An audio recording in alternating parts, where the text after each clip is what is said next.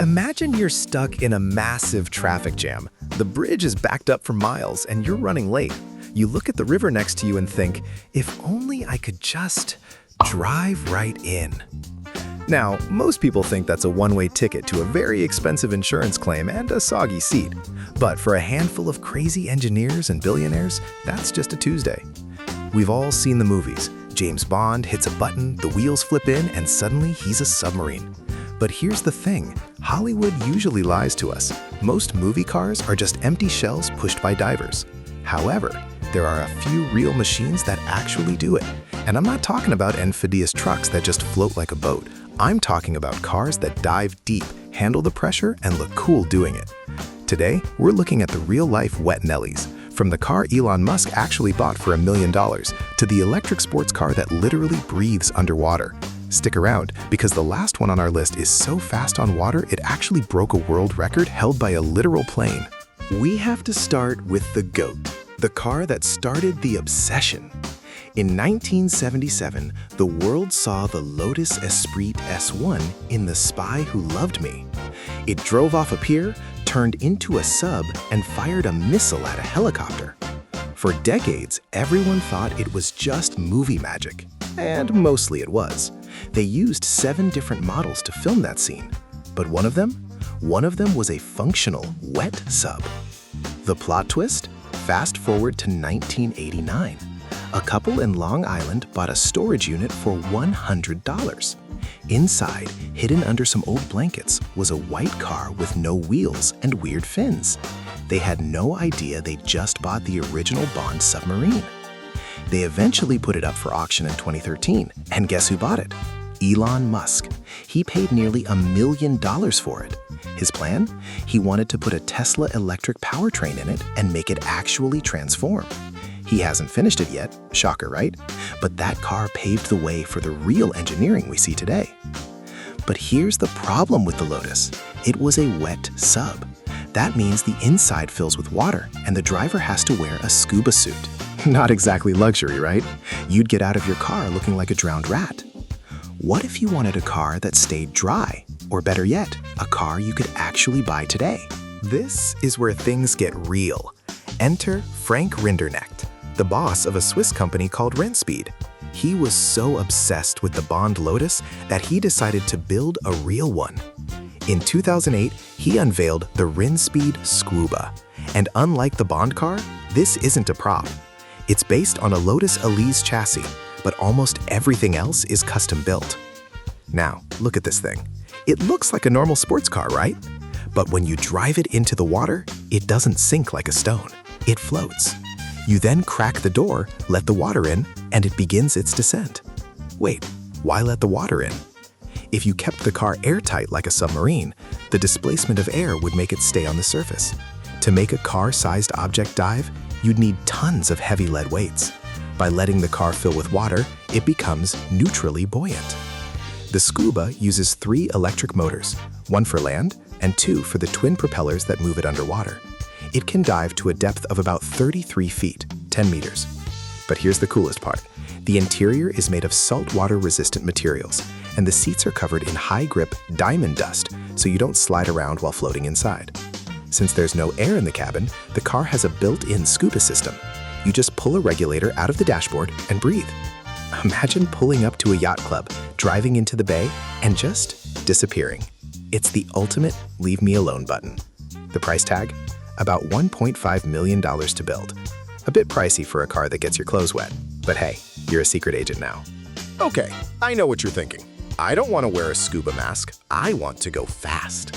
If the Scuba is for the diver, the Gibbs Aquata is for the person who hates traffic. This is arguably the most successful amphibious car ever made.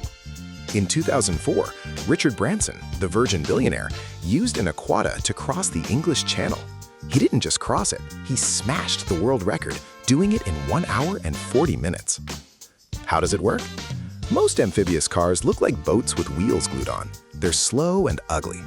The Aquata looks like a Mazda MX-5 had a baby with a jet ski. On land, it hits 100 miles per hour. But when you hit the water, the wheels literally fold up into the wheel arches, just like a plane's landing gear. Once the wheels are tucked away, a powerful jet drive takes over. It can hit 30 miles per hour on the water, which is fast enough to water ski behind. The engineering here is insane.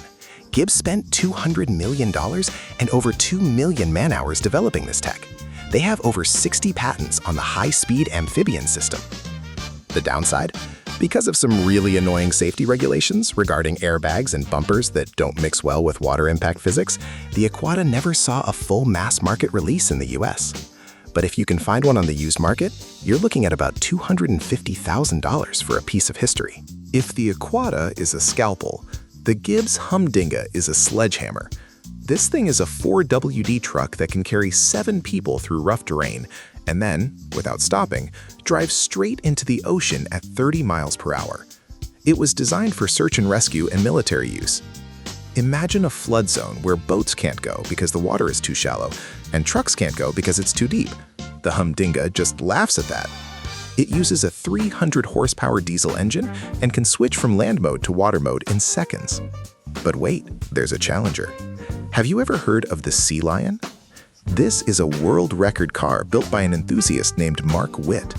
It was designed with one goal, to be the fastest amphibious land vehicle on Earth. It looks like a futuristic silver bullet. On land, it's powered by a Mazda rotary engine and can supposedly hit 180 miles per hour. In the water, it's designed to hit 60 miles per hour. That is terrifyingly fast for something that is essentially a car-boat hybrid. The Sea Lion is a kit car on steroids. It's made of TIG welded aluminum and looks like something out of Cyberpunk 2077. It actually went up for sale a few years ago for about $250K. It's not a submarine, but it handles the transition between land and water better than almost anything else on the planet. We can't talk about this without mentioning the water car Panther. If you live in California or Florida, you might have actually seen one of these. It looks like a Jeep Wrangler, but the engine is a Honda V6. It's famous for being the most approachable amphibious car. You can drive it at 80 miles per hour on the highway and 45 miles per hour on the lake. It's the ultimate toy for people who have a lake house but don't want to deal with a boat trailer. Why don't we all have these? If the tech exists, why is my Toyota Camry not a submarine? There are 3 massive problems. The seals. Water is incredibly sneaky. To keep a car dry underwater, every single wire, bolt, and pedal gap has to be perfectly sealed. One tiny leak and your electronics fry. The weight. Cars are heavy. Boats need to be light or have a lot of surface area. To make a car do both, you usually end up with a car that's a bad boat and a boat that's a bad car. The law. Is it a car? Is it a boat? The DMV and the Coast Guard have very different rules. Trying to make a vehicle that passes crash tests and flotation tests is a legal nightmare. As we move into the era of electric vehicles, things are getting interesting again. Electric motors don't need oxygen. A gas engine needs to breathe, which is why off-roaders have snorkels. But a Tesla or a Rivian? The batteries and motors are already sealed from the factory. Elon Musk has repeatedly claimed that the Cybertruck will be waterproof enough to serve briefly as a boat.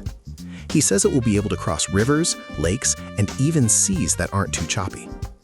Now, we haven't seen a Cybertruck cross the English Channel yet, and I definitely wouldn't recommend driving yours into the Pacific Ocean just yet.